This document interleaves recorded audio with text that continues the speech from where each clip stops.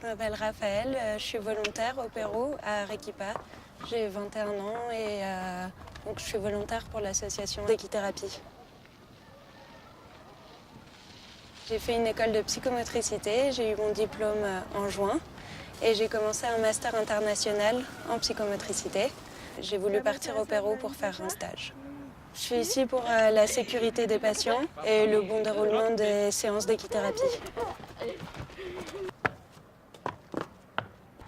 Je m'appelle Julie, j'ai 22 ans. J'ai fait les mêmes études que Raphaël et je suis partie aussi en stage dans le cadre du Master international en psychomotricité. J'ai choisi de faire mon stage à l'étranger parce que l'Amérique latine m'attirait énormément. Découvrir l'approche thérapeutique qui est différente de celle qu'on peut avoir en France. On arrive assez tôt le matin. On doit monter les chevaux pour un peu les détendre, les relâcher un peu. La session commence toujours par une limpieza. Donc c'est le moment où on va brosser le cheval avec l'enfant. Une séance de psychomotricité à cheval peut par exemple ressembler à effectuer un parcours de notre carrière, à jouer avec des cerceaux, des ballons, tout ça pour travailler l'espace, le temps, la coordination, la mémorisation, l'attention. Selon les séances, les thérapeutes ont besoin parfois d'une seule volontaire, parfois de deux. Donc là, ça va être pour des sessions en back riding, c'est-à-dire lorsque le thérapeute se trouve derrière le patient sur le cheval. À ce moment-là, pour une question de sécurité, c'est bien que les deux volontaires soient de chaque côté du thérapeute.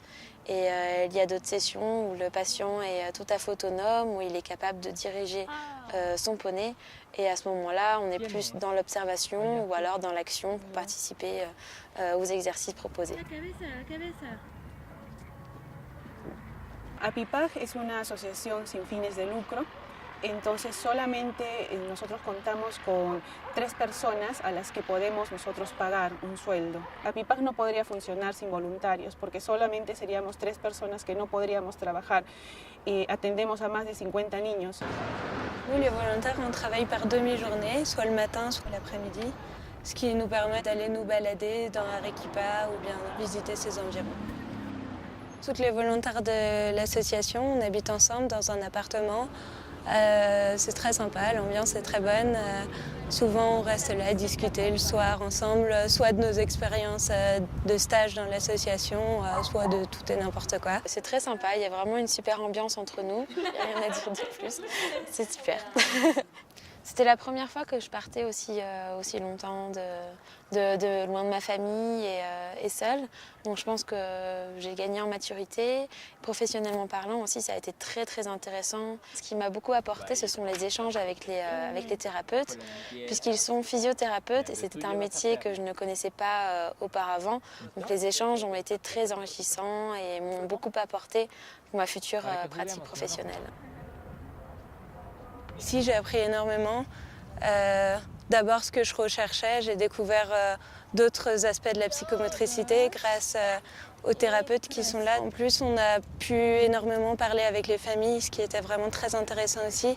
Quand j'ai eu mon diplôme il y a 2 mois, j'avais pas forcément confiance en moi sur le plan de la psychomotricité, j'étais pas sûre.